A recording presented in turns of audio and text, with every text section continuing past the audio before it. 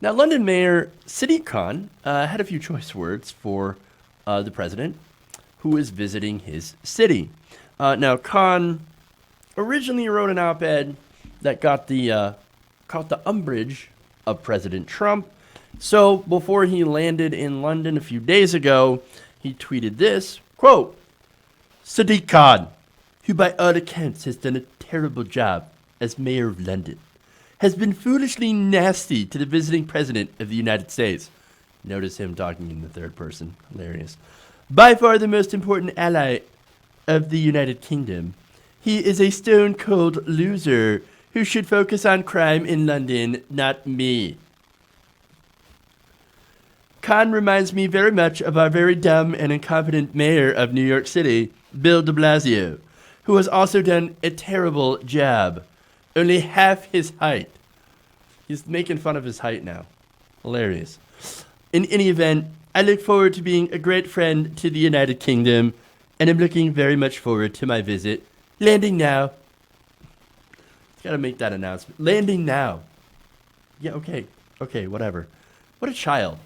Again, baby, sad.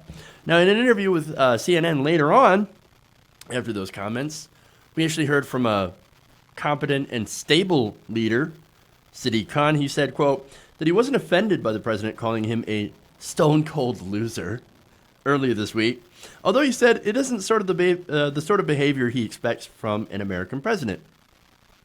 Believe me, brother, we know. We know all too well. So what does it remind him of? I love this.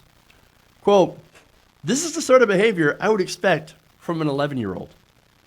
But it's for him to decide how he behaves. It's not for me to respond in a like manner. I think it's beneath me to do childish tweets and name-calling.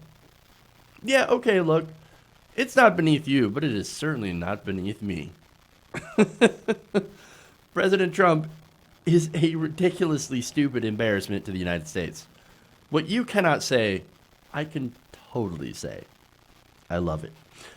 Now, Khan also warned, in a more serious note, that the United Kingdom should not pin its hopes on negotiating a trade deal with President Trump. Now, he said, quote, his mood changes from hour to hour. He can be upset by an article in a Sunday newspaper to the effect that he resorts to name-calling, and of course is referencing the article that Khan had written. Now, what did Khan say? Well, I'm going to have to paraphrase here on that. But basically, he said that Donald Trump is not a good, trustworthy leader and not a good representative of the people of the United States. Simply put. And that's because of stuff like this. He's incredibly unstable. Imagine if it were President Obama and like David Cameron, right? I think David Cameron was very conservative, and and Barack Obama apparently was a noted Marxist communist liberal, at least according to the right wing. So what if Obama had went to the UK, and as he was landing, and after David Cameron maybe pinged him on something, calling him too liberal, whatever, right? And Obama's like, that stone cold loser, David Cameron.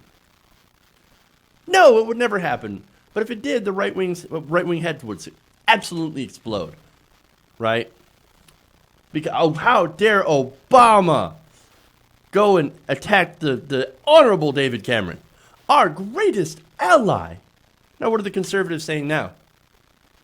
Silence. They're not saying anything about this. At least none of the usual suspects. Of course, you have the anti-Trump conservatives out there, but they're few and far between. And so, look, the president's unstable. And everybody knows it. But for now, it seems to fall on foreign leaders to actually say the obvious. Not a very stable genius. In fact, when you have to go out and talk about how very stable you are, and he has said this, he just said this probably as recent as 2 weeks ago, right? Where he came out and was like, I am very, very stable genius. It would kind of point that maybe you're the opposite if you have to go around saying that. But look, Khan is right on policy. because it would be very, very difficult for the United Kingdom and the United States to come to a trade deal. I mean, for right now, even though there's Brexit going on, it's kind of hard for you to, until Brexit is over, make a deal with the UK, right? Between the trade deal between the US and the UK. Now, Donald Trump says we're going to have a tremendous trade deal as soon as we're done with, or as soon as the UK is done with Brexit. It's going to be an amazing trade deal. Yeah, okay. Well, good luck with that. But Khan's saying, no, even if that happens, even if we do go through Brexit, no, we're not going to have a trade deal. Why is that? Because Donald Trump has no idea what he's doing. He changes his mind all the time, has very, very thin skin, and cannot be trusted to negotiate anything. He's got no deal-making skills. And do you remember how much he bragged about his deal-making? And he still does, right? Well, let's look at his track record. North Korea fell apart. Now, that sucks because I actually wanted success with North Korea. I wanted there to be a nuclear deal. I wanted North Korea to denuclearize Kim Jong-un, all that stuff, right? I wanted Trump to be successful. Instead, we got what we got. There was literally no deal, and then Kim Jong-un basically killed his own, executed his own envoy for failing to deal with Trump. And I think it's actually kind of unfair because look at what he had to deal with. Seriously. Not only that, but of course, Trump ripped up the only successful nuclear deal, the one that we had with Iran. Not only that, but he cannot get an infrastructure deal at home, domestically, with Nancy Pelosi and Chuck Schumer. Those two are the weakest two Democrats in leadership that I've ever seen. I've never seen such weak leadership on the Democratic side, and nonetheless, still cannot get a deal with Donald Trump, even though they really, really want to get a deal with Donald Trump on infrastructure. And of course, Trump's infrastructure plan is all about privatizing, roads and stuff, and then putting toll booths everywhere. So I don't really want to compromise on that. But nonetheless, you can't even get Chuck and Nancy to roll over. How weak are you? But anyway, look, the whole thing is because he's got no idea what he's doing. So I have very, very little hope that Trump can negotiate a decent post-Brexit deal. That's if Brexit ever happens, and that's a whole nother can of worms, right? I don't even know at this point. I mean, Theresa May, the British Prime Minister, basically couldn't get it done, and so now she's resigning later this month. Actually, I think it's as early as next week that she's resigning. I mean, it's crazy. But look, again, he's right. And by the way, I cannot wait to get a competent leader again.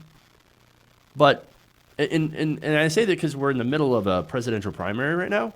And I know it hasn't really heated up or whatever for most people, and most people still aren't paying attention. But it's going to get to a point where the Democratic primaries do start to take center stage. And so it's important that we actually get a competent leader, but that shouldn't be the only, of course, goal here. It's not enough to just be competent, even though we have survived Trump complete incompetence for nearly 4 years. And of course, the incompetence of Bush before Trump was legendary. Now, of course, some people are like, oh, Bush, doesn't sound too bad. Me, of course, he's a war criminal. And so I remember the Bush years. And those were also incredibly disastrous, though not quite as disastrous as it is now. No, my whole point is, competence, not quite enough. No, I need someone with a vision, a progressive vision on where to actually take this country. And so, and the reason that that's important is because you have to remember, with all that we complain about Trump, we have to remember that he's a symptom of the disease. He's not the disease himself. You remove him without any sort of lasting fundamental changes, you're going to get another Trump. And so I want someone who's bold, progressive, and has a vision and actually works for regular American people and not multinational corporations. I think that's the only the only way that we can end up avoiding something worse than Trump. Again, what could be worse than Trump, you say? Well, being a veteran of the Bush years, not a literal veteran, but having lived through the Bush years, we all said, what could be worse than Bush? Well, we have our answer. There is always something worse, someone worse, because when it comes to the Republican Party right now, there's no bottom to that barrel. They'll find someone worse if they can, which is why we've got to stop it now by voting for someone in the primaries who is bold, progressive, and can beat Donald Trump. Hey guys, hopefully you enjoyed that free video. Now I'm going to have to ask you a favor. Between the demonetization and the YouTube algorithm messing around with view counts, etc., we're having a hard time adjusting to the new YouTube reality, which is where you guys come in.